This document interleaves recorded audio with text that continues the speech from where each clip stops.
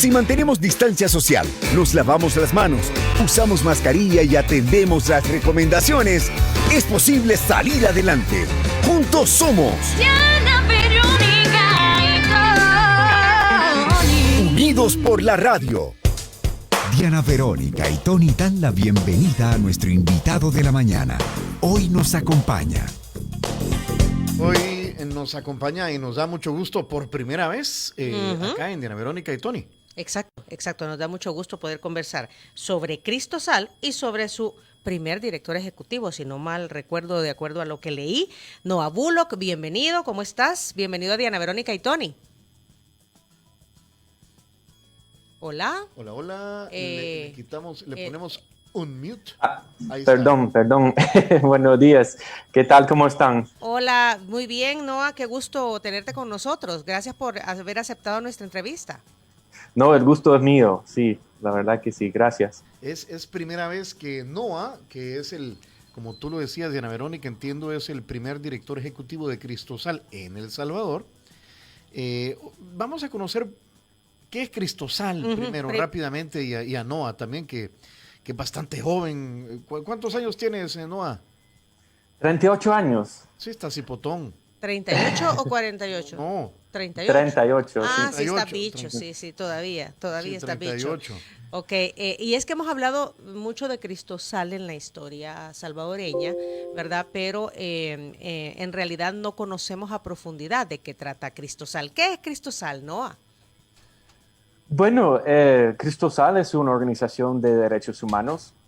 Fue fundado por el obispo de la Iglesia Episcopal, Martín Barahona. Una vez le escuché al obispo decir ¿qué es Cristosal? Y él decía a un grupo, bueno, Cristosal es un movimiento, decía él, ¿verdad? Que le gustaba animar a la gente, pero la verdad que Cristosal nace con una visión en un momento de la posguerra del obispo, en que él creía que teníamos que hacer un gesto, manifestar nuevamente esperanza, ¿verdad? En ese proceso de construcción de paz y creo que por eso él fundó la organización para acompañar al pueblo en un momento de transición de la guerra a la paz. Yo me acuerdo que él me dijo a mí, creo que queriendo darme a entender qué debería de hacer Cristosal. Yo pasaba horas con el obispo, él le gustaba hablar y todas las semanas me quedaba con él como 3 horas escuchándole y me decía una vez de que pues no, con Monseñor Romero, el pueblo lo necesitaba en aquel momento porque el pueblo no tenía voz. Porque expresarse era correr el riesgo de que te matan, que te torturan. Entonces era necesario en aquel momento que Monseñor Romero ejerciera ese rol de la voz de los sin voz. Pero me dijo que con la paz lo que ganó el pueblo es la voz, el derecho a ser voz. Ya no necesita que otros hagan voz por ellos, sino que necesitan que las organizaciones les acompañen para que generen la capacidad de participar en la democracia y hacer escuchar su propia voz. Entonces creo que esa es un poco, digamos, la visión que tuvo nuestro fundador, ¿verdad? Ajá, estamos hablando del reverendo Justo Martín Barahona y bueno, podríamos definir entonces a Cristosal como una organización que pues nace en defensa de los derechos humanos, ¿verdad? Ajá, de acompañamiento, ¿verdad? De acompañamiento. Tú lo decías, nace posterior a la firma de los acuerdos de paz como un acompañamiento, porque una de de los beneficios que se logró con la firma de los acuerdos de paz es el compromiso del respeto a los derechos humanos. Y dentro de los derechos humanos la libertad de expresión es algo básico, algo fundamental, sobre todo para aquellas personas que sufrieron violaciones de derechos humanos. Entonces es así como Cristosal, entenderíamos, da acompañamiento para,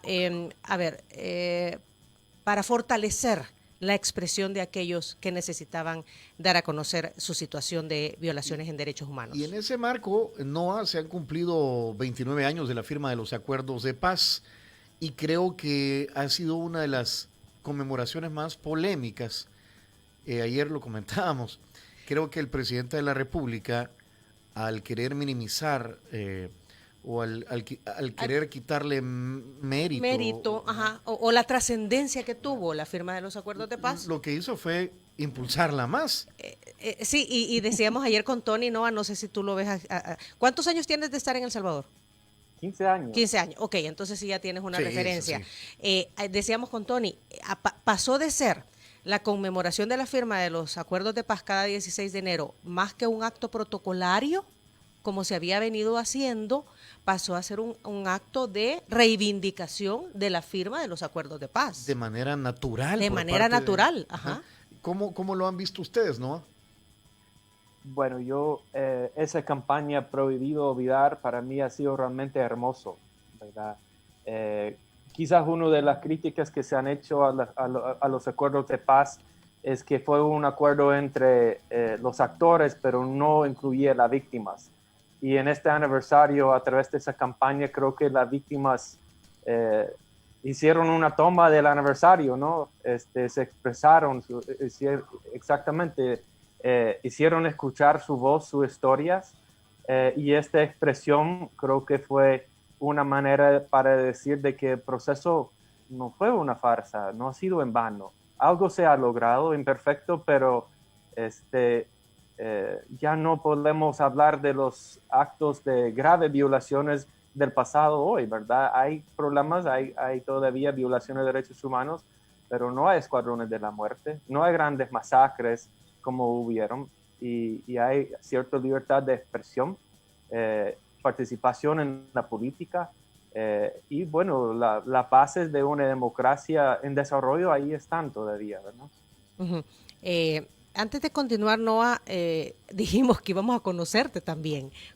¿Quién es Noah Bullock? ¿Cómo llega a El Salvador y cómo se desarrolla en Cristosal? Antes de continuar hablando sobre el impacto de la firma de los acuerdos de paz. Bueno, es como una casualidad que termino en El Salvador, creo yo. Yo vine como estudiante recién graduado de la U, idealista, había estudiado derechos humanos en la U, y yo realmente tenía una inquietud. O sea, yo sentí como una vocación para trabajar en el campo de derechos humanos, pero no tenía claridad qué significa en mi momento, en mi vida, trabajar en derechos humanos. Y entonces con la conexión que tenía a través de la iglesia, vine como voluntario, como pasante a Cristosal. Los primeros 4 años viví en Usulután. El primer año que viví en El Salvador, viví en una comunidad en Tierra Blanca, en Usulután, Jiquilisco, una comunidad cooperativa camaronera de personas excombatientes de la Fuerza Armada. Y luego de esto empecé a convivir y trabajar con comunidades excombatientes de guerrilleros, de la guerrilla, pues, y personas retornadas de los refugios en Honduras y Costa Rica. Entonces ahí yo digo siempre que Usulután, Jiquilisco fue como mi maestría en derechos humanos, viviendo con la gente, escuchando sus experiencias. Y fue una experiencia muy formativa. Muchos de los aprendizajes que saqué de aquel entonces son, digamos, las bases de trabajo de los enfoques de Cristosal ahora. Entonces, ¿quién soy? Bueno, ¿quién soy yo? Soy el director de Cristosal. Sos el primer director ejecutivo de Cristosal, o sea, se crea esa figura, ¿no? Bueno, soy el primer director ejecutivo en El Salvador.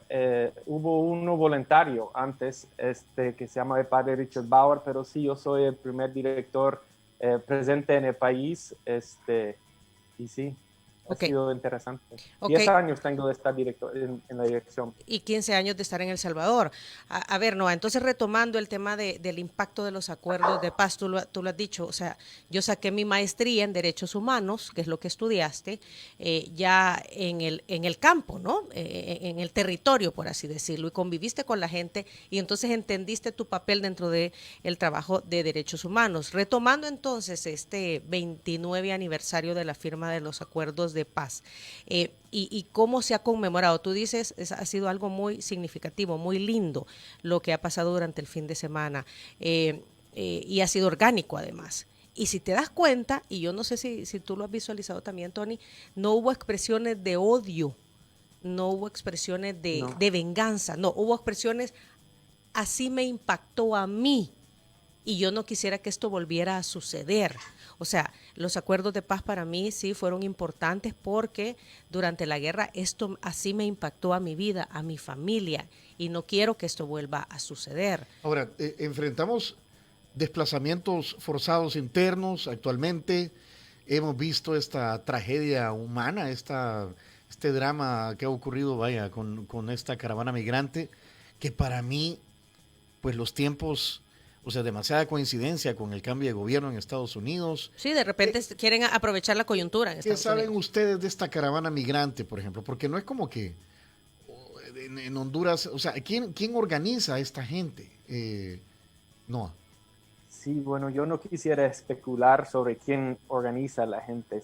Sin duda hay actores que están en la organización. Pero independientemente que sea por motivos políticos, porque también recuerdo que Honduras está también entrando un año electoral, o si fuera crimen organizado, traficante de personas, lo que fuera, quienes están impulsando, están aprovechando de una necesidad real de la gente en Honduras. La pandemia tocó duro a las poblaciones, luego 2 huracanes han destrozado comunidades enteras. Y antes esos 2, o sea, estamos hablando de 2 crisis sin precedentes en tiempos recientes, y la respuesta del gobierno de Honduras ha sido insuficiente, corrupto, y ha habido, hay que decirlo también, una falta de solidaridad internacional. Quizás todo el mundo está ocupado en otros asuntos de la pandemia, pero hay una crisis humanitaria en Honduras, sobre todo en la zona norte de Honduras, que es por encima de toda la desigualdad estructural que ha sufrido, la violencia que hay en estos territorios. Pues la gente está desesperada, está dispuesto a arriesgarse, a creer quienes le diga que haya posibilidades en las caravanas. Yo quisiera que la gente no tomara esa opción, que no se expusiera de esa manera, pero creo que al final de cuentas hay una responsabilidad en los estados, en la comunidad internacional por abandonar la necesidad humanitaria. Siempre hemos dicho, mencionó Tony, el tema de desplazamiento interno. Hay 2 motivos de dar una atención humanitaria. Uno es el moral, de corazón. Es lo correcto, ayudar gente a salvar vidas, siempre. De hecho, es la responsabilidad de los estados salvar vidas, prevenir muerte, punto, ¿verdad?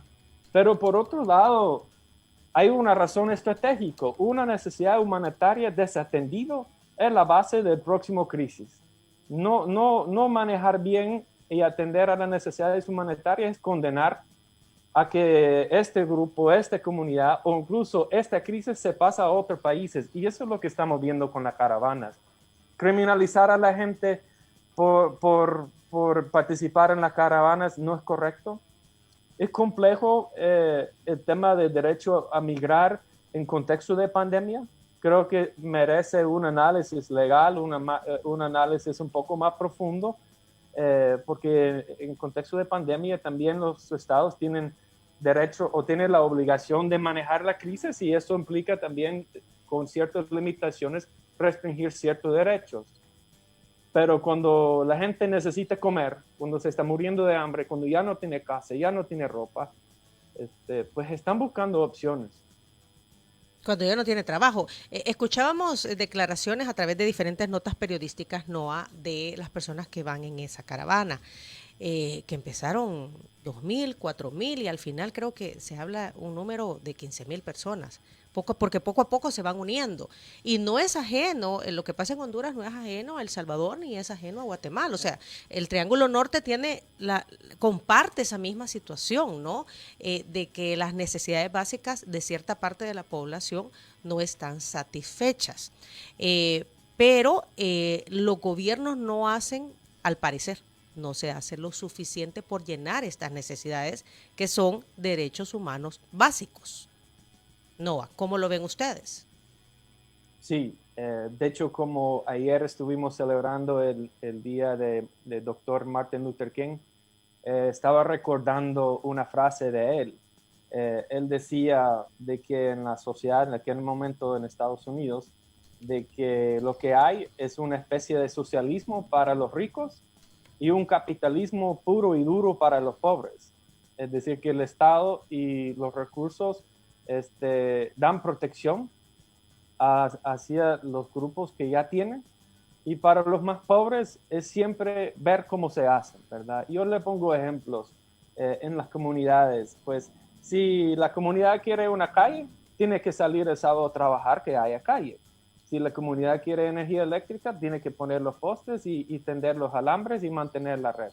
Si quiere agua potable, muchas veces significa en la comunidad es una lucha enorme para que haya agua. Si estamos, sin hablar de educación, sin hablar de acceso a la salud, sin hablar de internet. Entonces, el punto es de que cosas tan básicas en el 2021 no están garantizadas para el pueblo.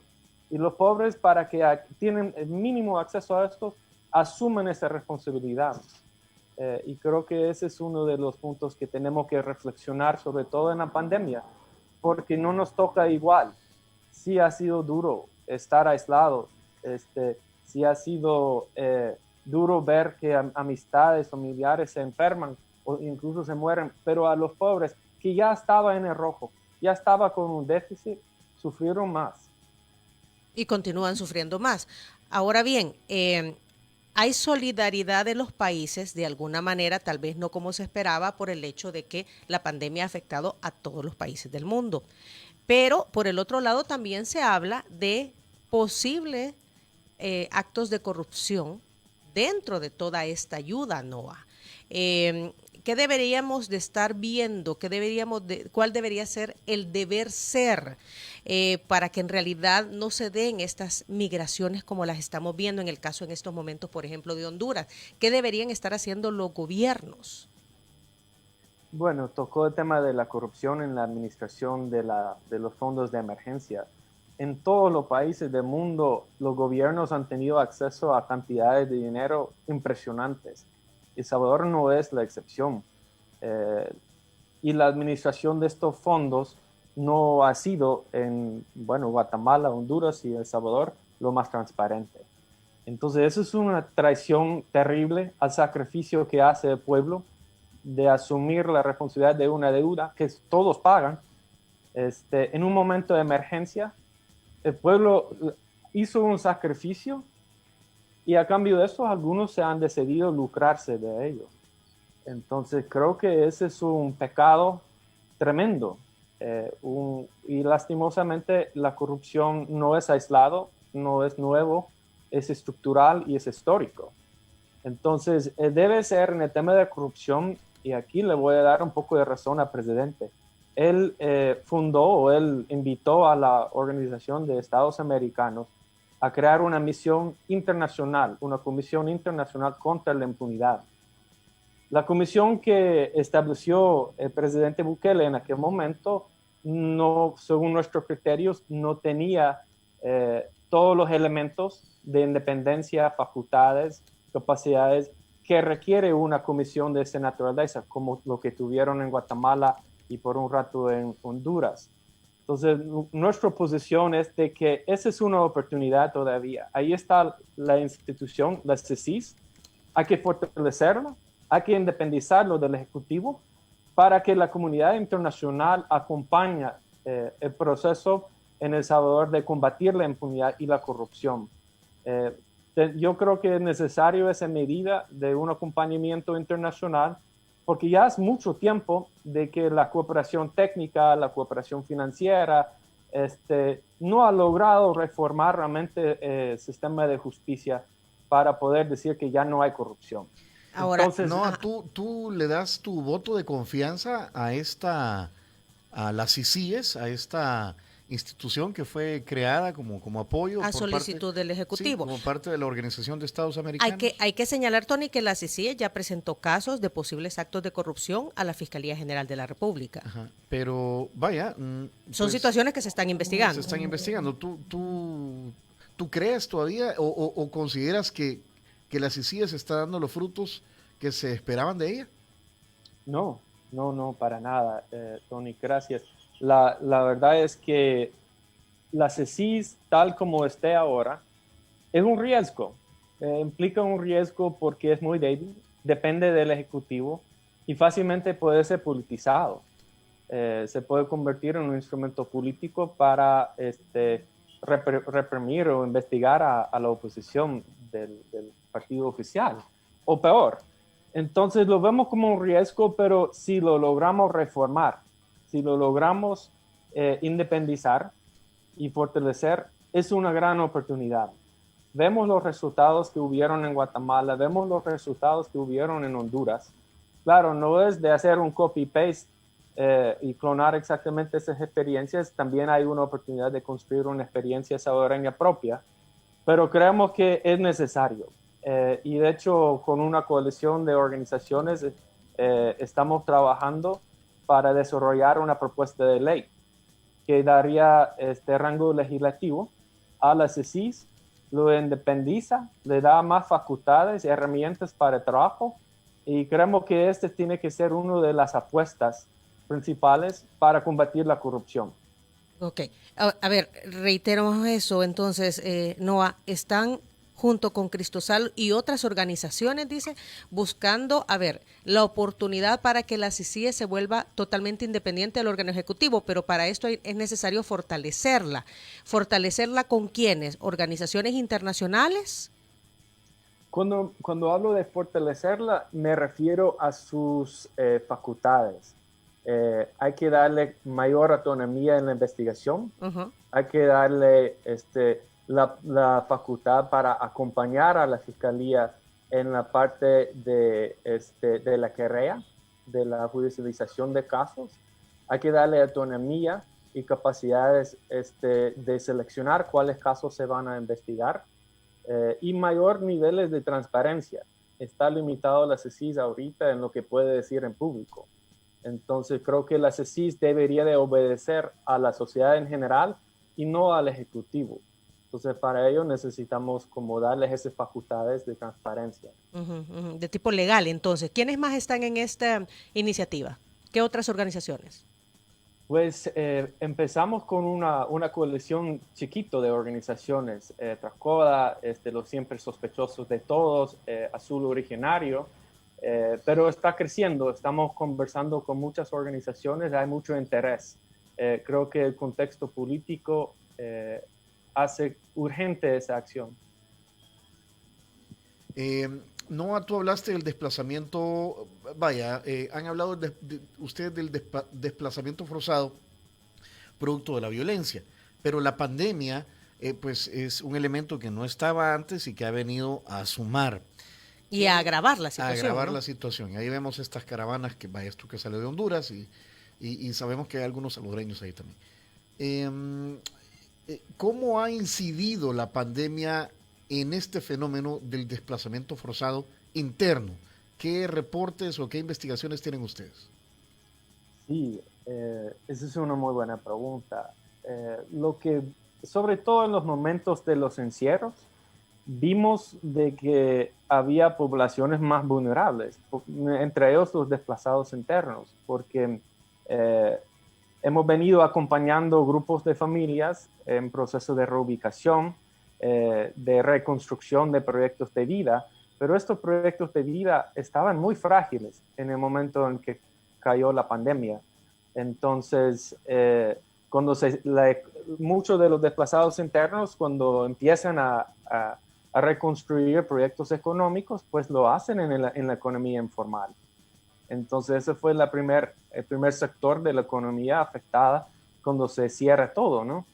Entonces era necesario, tuvimos grandes expectativas en este año de ver cómo las familias logran lo que llamamos nosotros una solución duradera, es decir, lograr reintegrarse en algún parte del país y restaurar su proyecto de vida y una reintegración integral, pero ya viene la pandemia e interrumpe todo esto. Y volvemos a una situación de crisis humanitaria. Y vale la pena decirle que estamos también casi llegando al aniversario de la aprobación de la ley especial de protección a personas desplazadas. Entonces, de un año después de la sanción de esa ley, todavía no hay una política nacional, no hay un reglamento, no hay un presupuesto adecuado. Entonces, la tarea de acompañar y apoyar a personas desplazadas con tanta vulnerabilidad todavía recae en las organizaciones de la sociedad civil. Pero están migrando del campo a la ciudad o algunas zonas específicas del país. Pues es muy es de dos cosas, Tony. El desplazamiento no tiene un solo receta. Cada familia analiza sus capacidades, sus redes sociales, económicos, y deciden dónde pueden ir. Entonces hay casos de personas del campo que van a la ciudad, personas de la ciudad que van de un punto en la ciudad a otros. Es muy variado. O sea, hay motivos económicos, hay motivos de seguridad, es lo que dices, entonces. Pues cuando hablamos de desplazamiento interno, según los principios rectores, que es como el estándar internacional, desplazamiento tiene ciertos causales. Grandes violaciones de derechos humanos, conflictos armados, violencia generalizada y desastres. El motivo económico no es uno de los motivos que da o que genera la condición de desplazamiento interno según el estándar internacional. Eso fue una confusión del gobierno anterior que siempre quería comparar los que pasaba de un lugar a otro buscando trabajo con la situación de gente obligada a huir su lugar de residencia buscando salvaguardar su vida por uno de los motivos que acabo de mencionar. Son dos escenarios muy distintos. Volviendo y siempre hablando de esta migración y volviendo a la caravana, vimos cómo el gobierno de Guatemala reprimió a estos migrantes. Y México se ha preparado para también sostenerlos. O sea, la pregunta es, y entonces, ¿qué debería haber hecho el gobierno de Guatemala? Porque Joe Biden, muy propuesta de naturalización de cerca de 11 millones de personas que viven en Estados Unidos va a presentar, pero ha dicho que no los va a dejar entrar, o sea, ni Trump ni Biden. Entonces, ¿qué debería haber? ¿Cuál es la solución pues con esta gente que va para arriba? Digo, para arriba al norte, ¿verdad? O sea, ¿qué debería suceder? De acuerdo a la ley de migración. Si no los apalean, pues. Sí, es complejo. No podemos fingir que hay soluciones fáciles, pero deberíamos de partir de algunos aspectos importantes. Uno es de que sí, en la Declaración Universal de Derechos Humanos, el artículo 13, si lo quieren revisar, establece que las personas tienen el derecho de salir de su país de origen. Entonces, eso choca con el contexto actual de pandemia, en lo cual ya mencioné, los gobiernos también tienen la posibilidad de restringir ciertos derechos. Entonces, ¿cuál es la decisión de la comunidad internacional en ese tema? Vamos a restringir durante la pandemia el derecho de salir de su país de origen, es decir, la migración, con el pretexto de que hay que contener el contagio, hay que contener el virus. Esa es una debate legítima, hay que analizarlo, ¿verdad? Pero el peligro va a ser de que estos patrones de represión militar, de cierre de fronteras, de criminalización de la migración se vuelven normal. Entonces, ahí sí tendremos un problema a largo plazo. Es un ejemplo importante de Guatemala. Similar aquí, el gobierno de Guatemala le gusta usar una ley que se llama la Ley de Orden Público. Es una ley para momentos de conflicto armado, para establecer estados de sitio, estados de prevención, militarizar territorios enteros y restringir derechos a la población entera en estos territorios. Entonces, en los últimos 2 caravanas, el gobierno de Guatemala ha impuesto un estado de prevención, ha declarado un estado de prevención.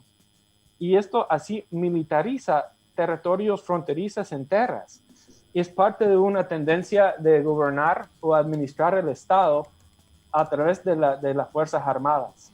Eso es una tendencia que estamos viendo en El Salvador y en Honduras. Volviendo al tema de los acuerdos de paz, uno de los logros fue la separación de las Fuerzas Armadas de la vida política del país y dejarlos únicamente en tareas de seguridad nacional, de soberanía. Entonces, cuando vemos que los gobiernos se sienten muy cómodos invitando a la Fuerza Armada, al ejército, para solucionar toda clase de problemas sociales, eso es una tendencia muy preocupante, ¿verdad? Ahora, lo que pasa es que la justificación siempre ha sido que no hay, que como por ejemplo en El Salvador, como la Policía Nacional Civil, fruto de los acuerdos de paz, es joven, no existen los suficientes elementos para contrarrestar las situaciones de violencia o de delincuencia que se viven en el país.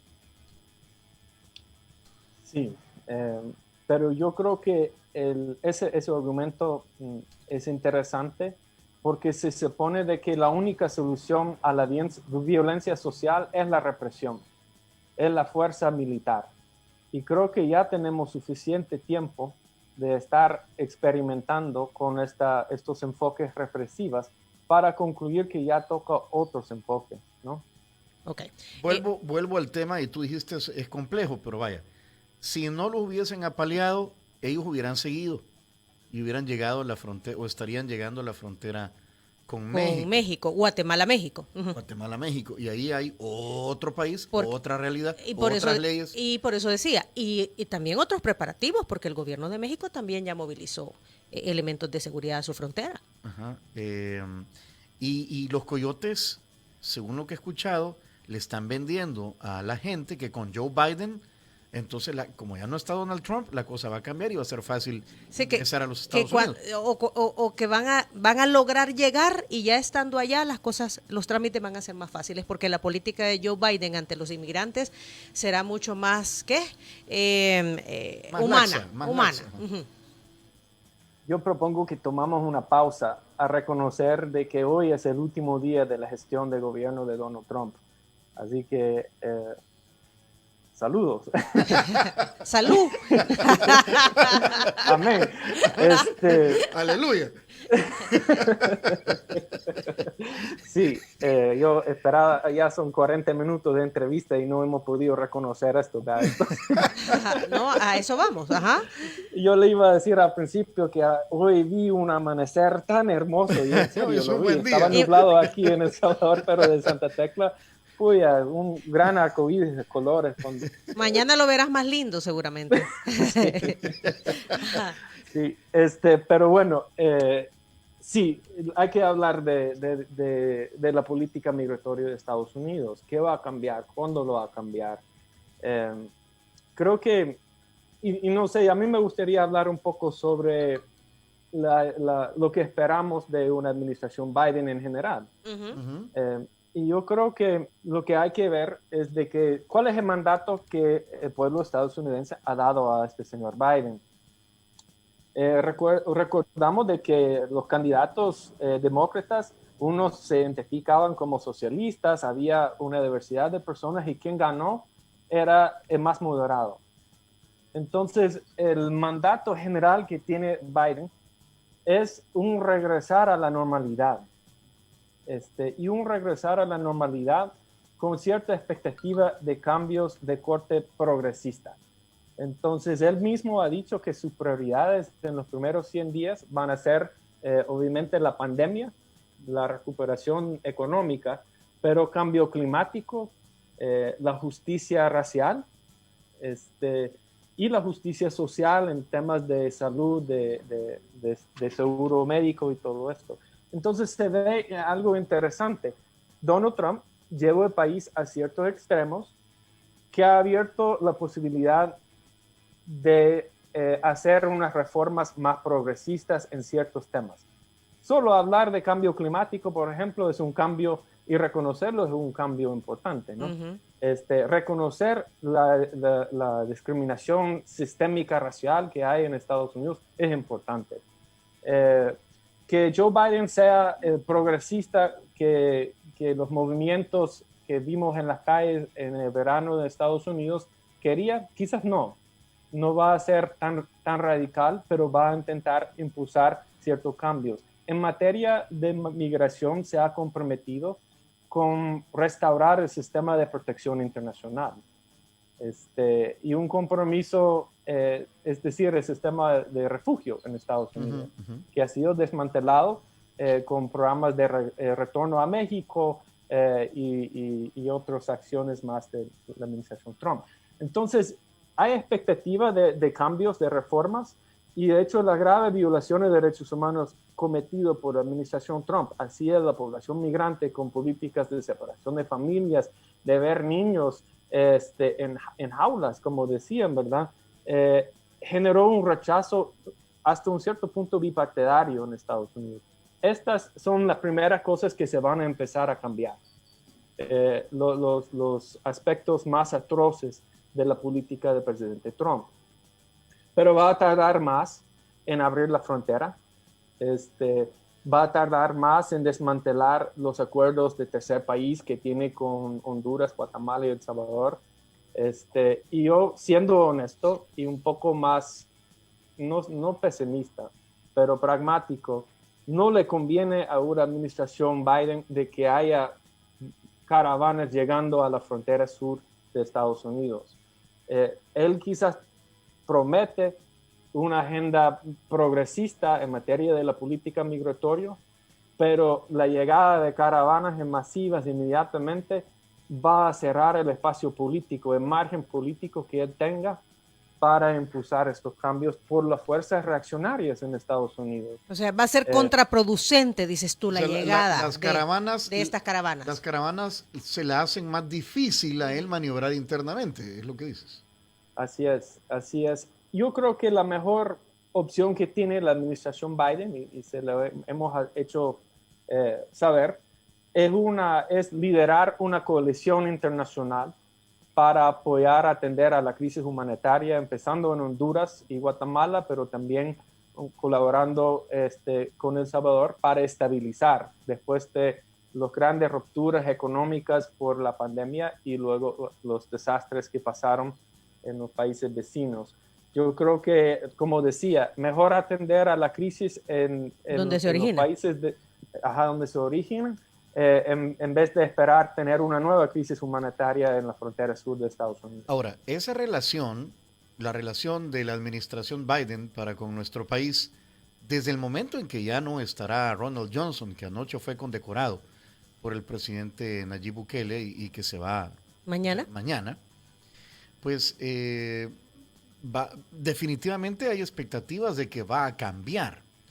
Incluso la congresista Norma Torres, ella es demócrata de California, que entiendo que tiene raíces guatemaltecas, pues ha impulsado junto con otros congresistas leyes que van a condicionar todavía mucho más a nuestro gobierno o a los gobiernos del Triángulo Norte en temas relativos a transparencia, actos lucha contra la corrupción, el tema de no proveer armamentos a las Fuerzas Armadas y otros temas, incluso medioambientales hay ahí.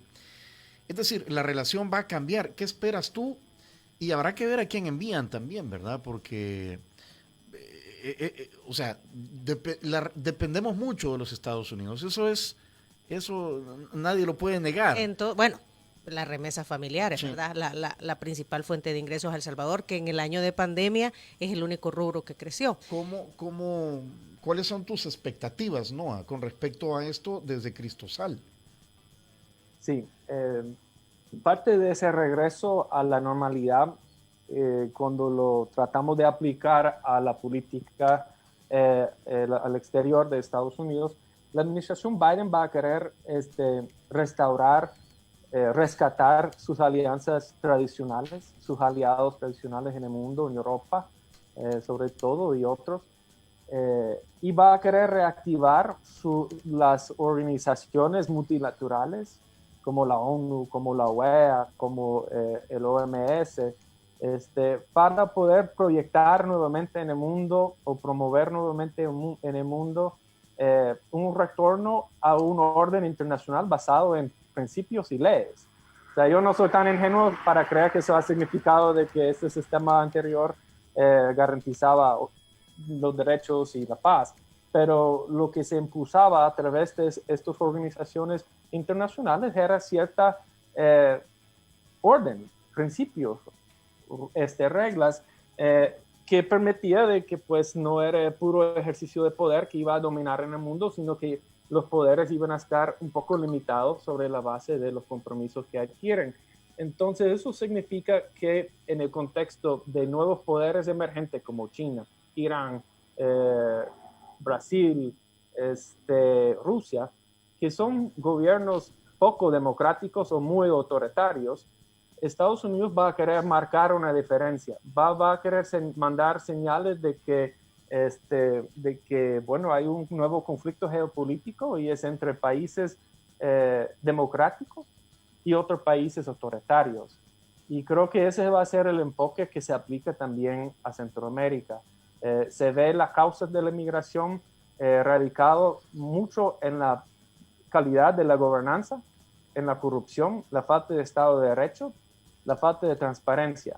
Entonces lo escuchas muy claramente en las políticas y en el discurso de la administración Biden, que vinculan la migración y la vulnerabilidad de la población con la mala gobernanza. Y ahí nacen las políticas, incluso la ley Engel se llama, creo que se refirió a ello, que incluso sería como una forma de sancionar a personas en los países de Centroamérica que cometen actos de corrupción o actos antidemocráticos, que es muy interesante. Sí, el dejar hacer, por ejemplo, el dejar pasar, ¿verdad? Que no cometes tus actos, pero tampoco hacer lo suficiente para evitar que sucedan.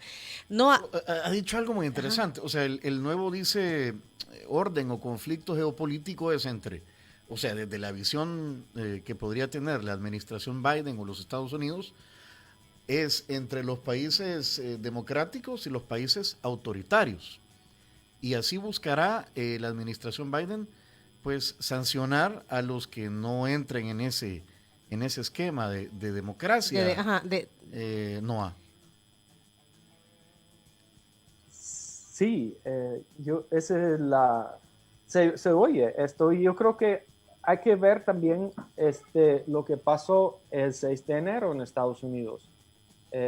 Tenés un presidente del país, de los Estados Unidos, quien tiene la responsabilidad como jefe de Estado de no únicamente ejercer su mandato acatado a la Constitución, pero proteger la democracia en sí, es decir, proteger a los otros órganos del Estado.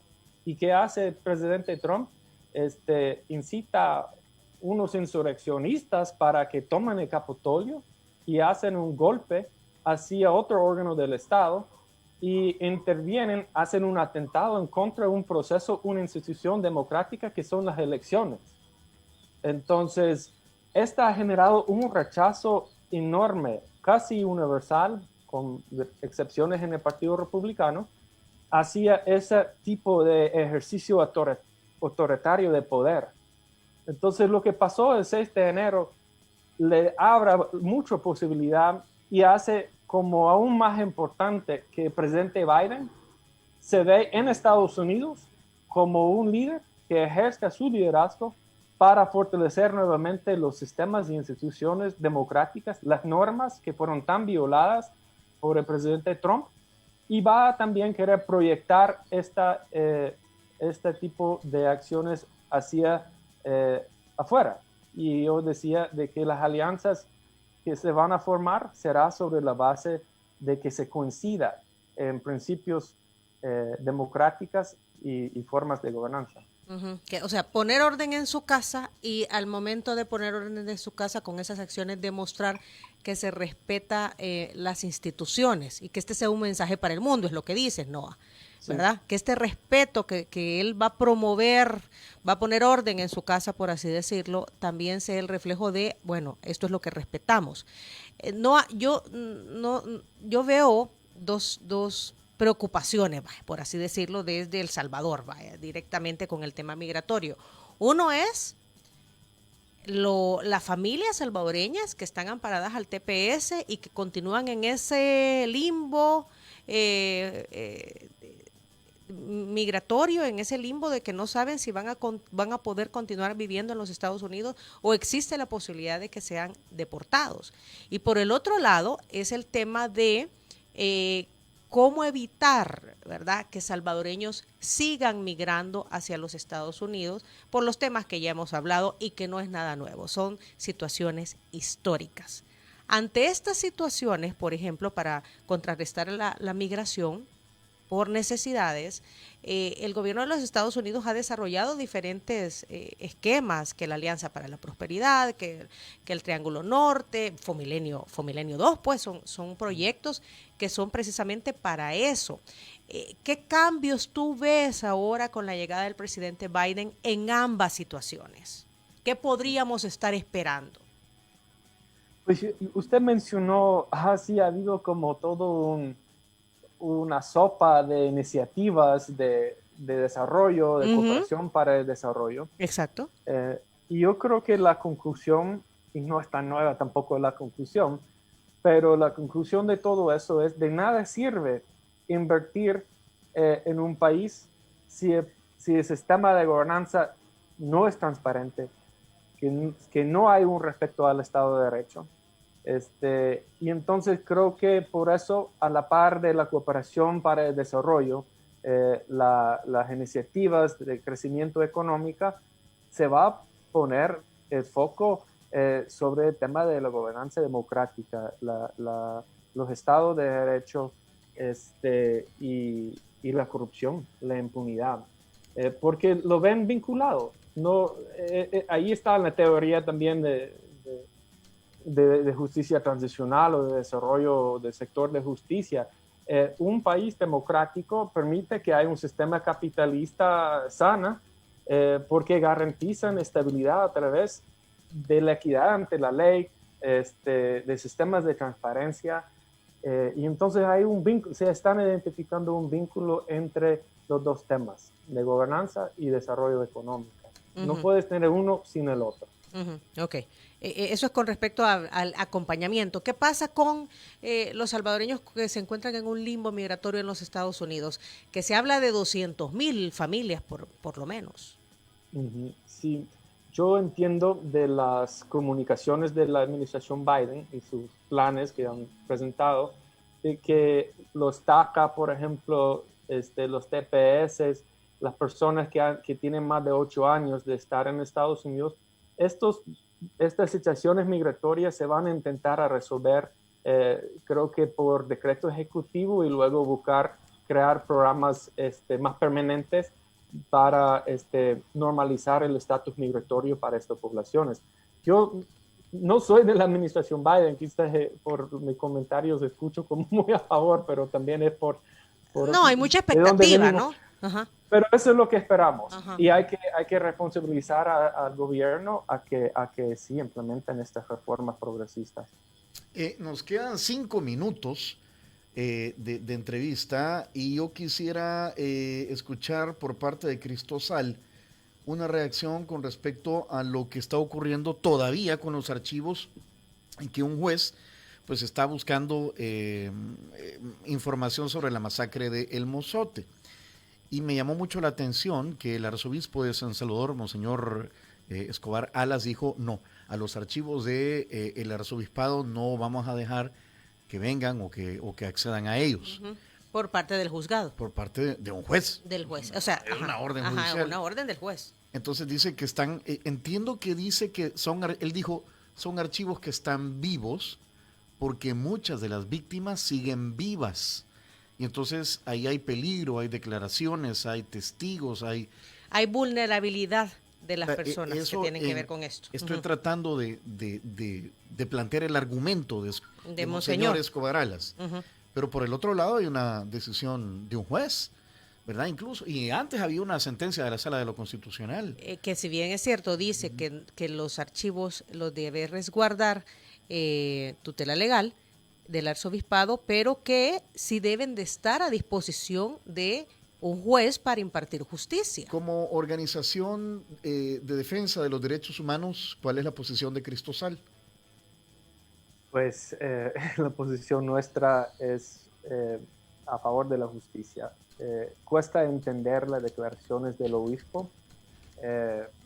En el caso en la etapa de instrucción del caso del Mozote, docenas de víctimas han dado testimonio en sede judicial, en presencia de los medios, en presencia de los defensores de los imputados. Entonces, cuando él dice de que no quiere colaborar con las inspecciones porque los documentos son vivos y las personas que participaron en ellos están vivos, no entiendo quién está realmente protegiendo al obispo.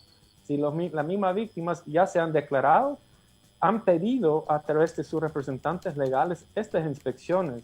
En los archivos del arzobispado de tutela legal hay objetos que da constancia de la vida civil de las víctimas.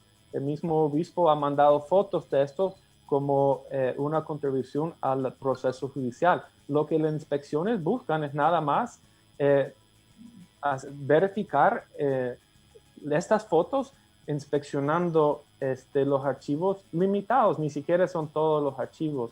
Al final de cuentas, hay una cosa más grave, y eso hay que relacionarlo con el bloqueo del presidente a las mismas órdenes de inspección que emitió el juez para los archivos militares, ¿verdad? Cuando el presidente dijo de que no podía, porque el juez quería ver todos los archivos, no es cierto, son procesos científicos específicos y se identificó cuáles son los archivos que se quería inspeccionar, y el bloqueo tiene una implicación muy grave, y es de que yo no creo tanto que el presidente está queriendo proteger al exministro García, por ejemplo, o el Estado Mayor, miembros del Estado Mayor de la época. Lo que quiere es proteger el rol de la Fuerza Armada en la sociedad, protegido.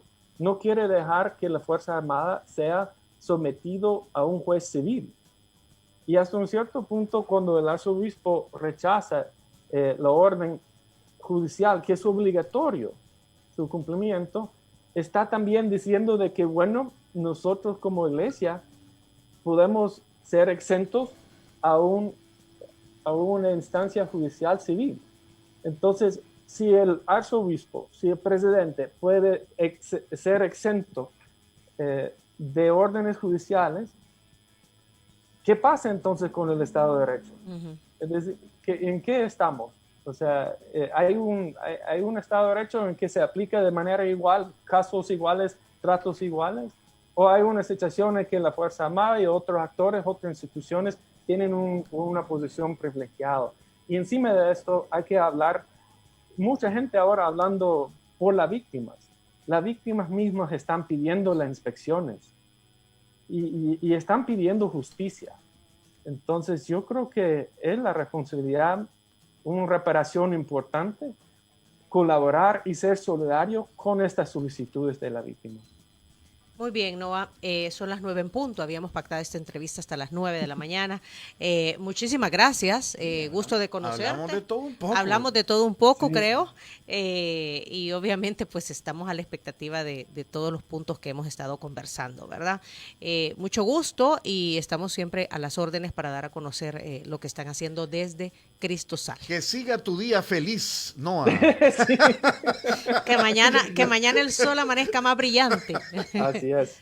Mire, y que apreciemos los cortes blancos también. Mire, las flores tan maravillosas. La flor amarilla. Sí, lindos. Ahí en la Jerusalén hay uno espectacular en el sentido hacia el redondel Maferrer, por ejemplo.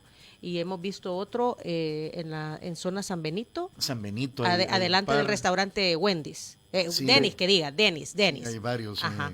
Pero cuidado con los motoristas, que no nos vayamos a distraer mucho viendo los cortes blancos, muy hermosos que son. Claro. Bueno, qué gusto, Noah, y qué bueno cuídense. Tenerte en El Salvador y que te sientas muy bien en El Salvador. Gracias, cuídense. Igual, un abrazo. Luego, y saludos a los amigos ahí de Cristo Sal. Era Noah Bullock, director ejecutivo de